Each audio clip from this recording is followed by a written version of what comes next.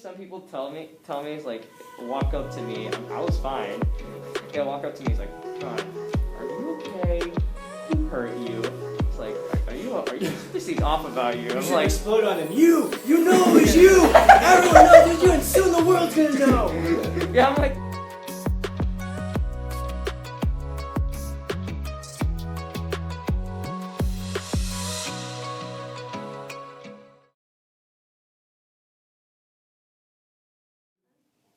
Who's the best person to find the rot in your house? An inspector, an expert. Second best person, someone who's not used to being there. Your house has a certain scent to it. Have you ever been to someone's house and like you leave there and you can like smell their house on your clothes? Yeah. You know, it's a little bit different. Not that it smells bad. It's just that there's a scent that everybody, that different houses have. It could be like a candle that they use. My God, whenever I smell Fabuloso, it just takes me back to when I was, living in Los Angeles and going in my friends' apartments buildings on Sunday mornings, and it takes me right back to it, And where I grew up, you go to these old. There were always old apartment buildings, really narrow, cramped spaces, no ventilation, so the whole apartment would smell like bleach and Fabuloso on Sunday mornings, and it would give me this headache. And like I said, it was just like this overwhelming thing. But I mean, if you're used to it now, you're used to it. But if you don't used to it every day, it stands out to you. So probably the best person to find that scent is a person who doesn't live there because they're not used to it. This is what's good about having friends. Like a true friend will stab you in the front, right? A bad friend is the one who stabs you in the back. It's no friend at all. This is what strangers do. This is the cowardly thing to do. In order to be a friend to someone, like a true friend to somebody, you have to be willing to be an enemy. And you have to be capable of waging war. In other words, you have to be willing to say something. You have to be willing to say the truth to your friend, and you have to be willing to fight with them and argue with them. If you're not willing to argue with a friend, then you aren't willing to tell them the truth. And if you're not willing to argue with your friend, you're not willing to hear the truth from them either. The whole idea of a friend is not a person that you don't fight with or argue with. It's a person who you can argue and fight with and still come together and still maintain that relationship. Because that's kind of like the hallmark of it. You aren't threatened, you aren't worried like, well, if I argue with this person, I'm going to lose a friend. No, you trust them enough. There's that deep trust that's there. You trust them enough that you can come together and you're going to stay together despite whatever happens. Otherwise, you don't really have a friend, you have a convenience. You have a convenience. And conveniences can be comforting. Like they say, you don't really know a friend until you argue with them. Disagree with them, and it can be bad because I'll leave it at that. It can be bad, but the hallmark of it is that you can come together with it. And so maybe the best person to tell you the truth is the person who's a friend, if they're willing to, and if you're willing to hear it. An inspector is a third party. They might be an expert in something. Like they can come and they can tell you when your house is rotting. They can tell you when there's a weird smell that turns out to be mold or whatever. But it'd be better. It could be best if we could train ourselves to smell the rot ourselves, because then who's the best person to tell you about the rot that's happening in your soul? There's an expert who could talk to you and tell you. You have friends who are going to see that you're different than what you used to be, that you're behaving in ways that are different and negative. But it'd be better if we could stop and self-assess ourselves and just say, there's something deeply wrong with me. There's a rot in my soul. But that's hard to do if that's your house, you don't smell it. If that's your soul, if that's your body, you don't smell it. You don't see it. And I don't know, I'm sure many of you have, you ever come across something that was broken or messed up and you fixed it by covering it up?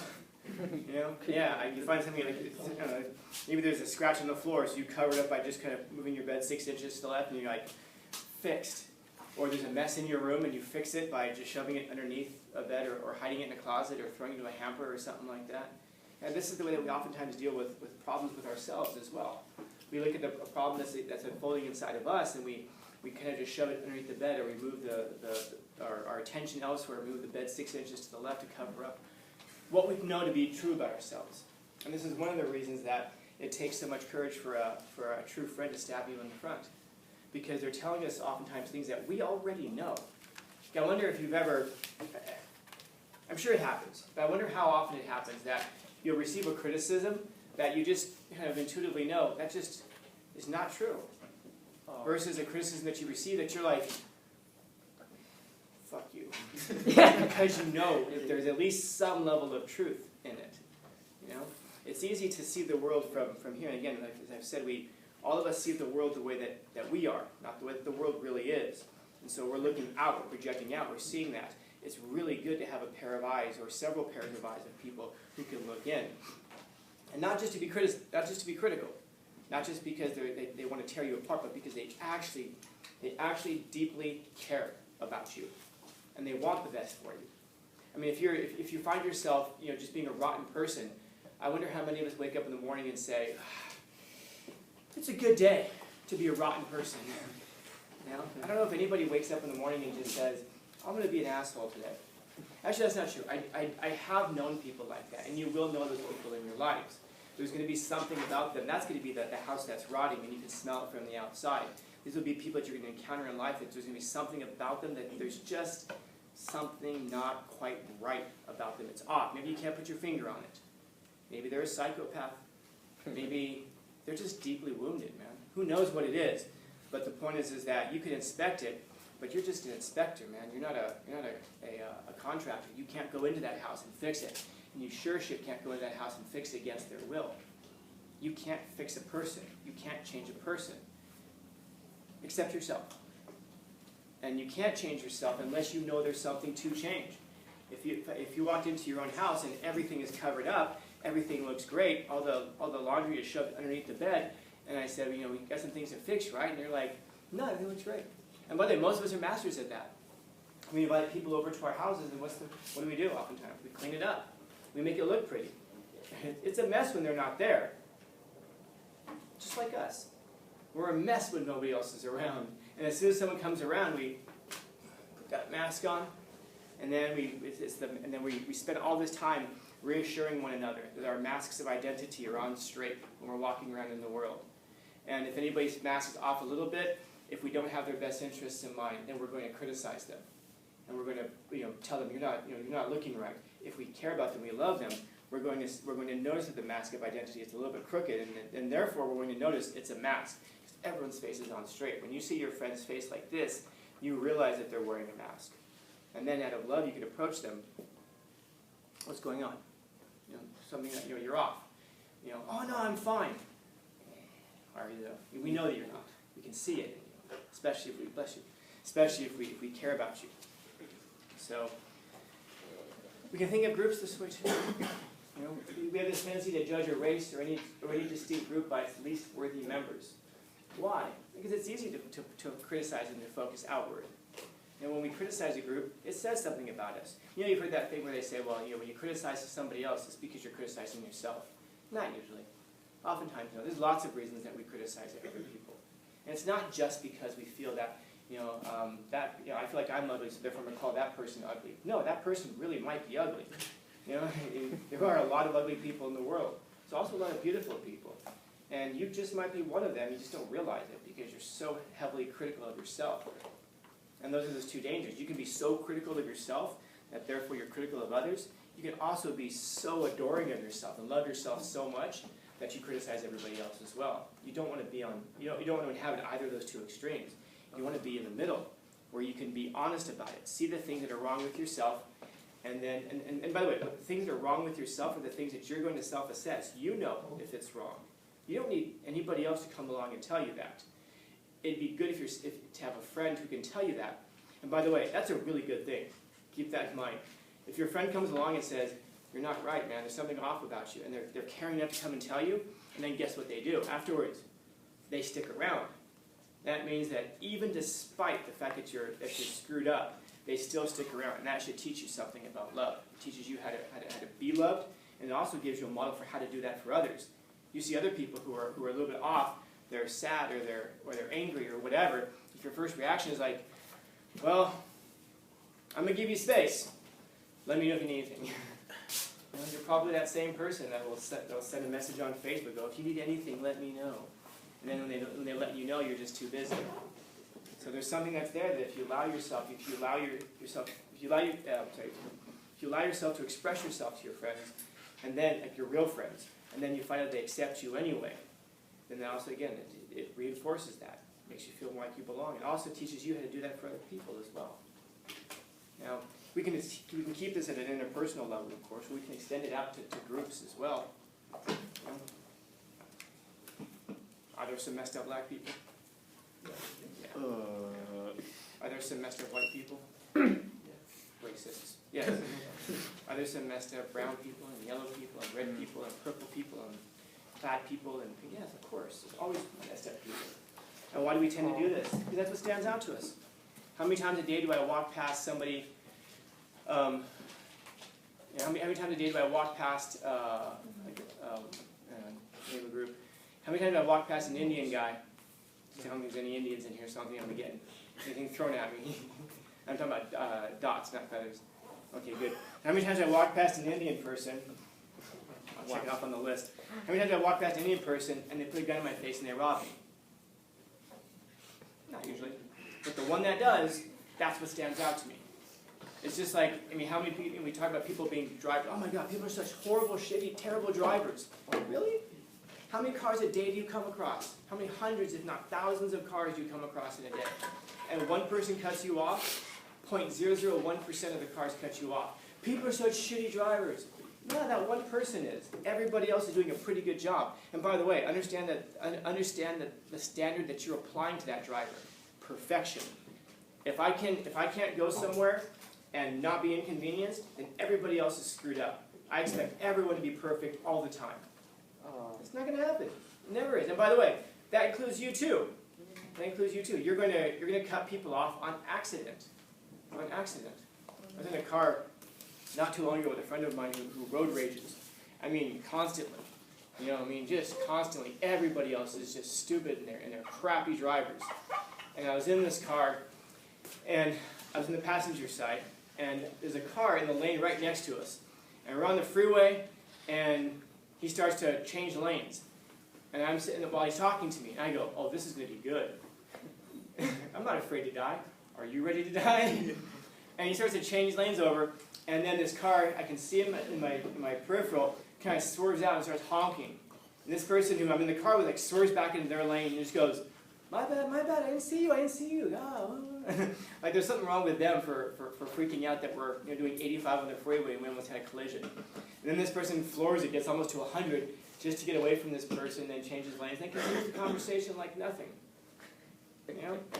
Is my friend a bad driver? No. I've been in the car with him several times, dozens of times.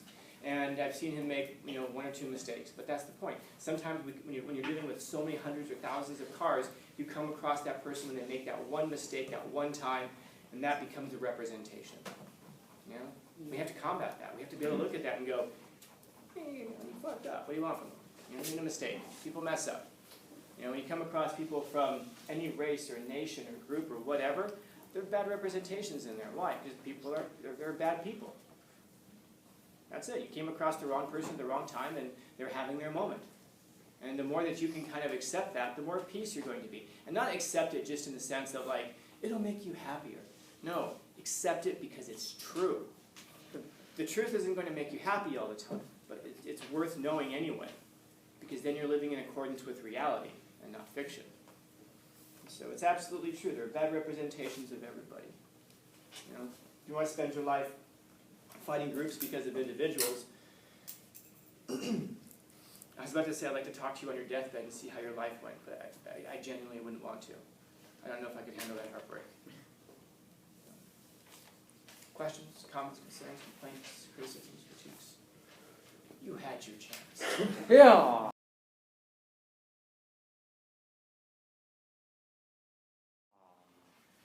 Yes, sir. Well, when you mentioned like when the mask, like you put on a mask, and I remember you mentioned saying if it's like slightly tilted for a true friend to tell you the truth, like something's off about you. I actually had that I actually experienced that before, and I was not expecting that, to be honest. Because I remember like usually sometimes like around the school, usually people see me as like. I mean, let's be honest, I am very loud. I'm very loud. Yeah, a little bit. Yeah, well, yeah. Sometimes mostly I'm like very positive about a lot of things, and usually I'm trying to be like running around being outgoing a lot from other people's perspectives, even for some teachers. And like I remember like one day I was just not feeling it. I was feeling like very quiet, and then like one day I was just feeling quiet. I was not really like motivated so far. I just want to go on with the day. Literally, some people tell me it's like walk up to me. I was fine. They'll walk up to me. It's like, John, are you okay? Who hurt you? It's like, are you? This thing's off about you. You I'm should like, explode on them. You know it's you. Everyone knows it's you, and soon the world's gonna know. yeah, I'm like, because they look scared. Like, are you alright? Teach them a lesson about giving a shit. Yeah, because like they sounded really concerned about me. It's like, John, I'm like, John, you sound very off today. Like, are you alright? I never heard you like once today. Usually you just talk. Usually I hear you in the back. Are you alright? Me? I was like, oh yeah, fine. I said that to you like 20 minutes ago. Yeah. Yeah. Yeah. You know, man, it's such a struggle. I mean, so John's quiet. I can go to him. Hi. Hi. Are you okay? Tell me what's wrong with you. Right, come on. I mean, by the way, there are some students who do like that. Now imagine if you're someone who's always quiet, and then like the first day back, I go, it's Eric Hoffer, and what do y'all think? And you haven't said shit to me all year, and all of a sudden your hand goes up. I'm like, yes. And you give me a comment. Let me talk to you outside. Are you okay? All of a sudden you're talking. I liked you when you were mute. We don't do that. Yeah. But sometimes, yeah, in other words, it almost feels like you're a trained monkey, right? Like, you aren't talking like you're supposed to. Do you need a snack? Yeah. Like, from that perspective alone, I didn't realize I was putting on, like, I didn't know I was putting on a mask or showing people like a certain perspective of myself. And I didn't really know I was doing that. I was just doing whatever at this point, just messing around. Like, literally just messing around in school, to be honest. But when the moment I that's my job, bro. Basically, yeah. In school. I mean, yeah, like, it's unpredictable. When I do something different, I've noticed a lot when I don't do what I usually do a lot, they just stop, they look at me blankly, widen their eyes, and then they ask the question, ... John, you okay? You okay? You concerned? You should do it to them one day. Just sit there and just...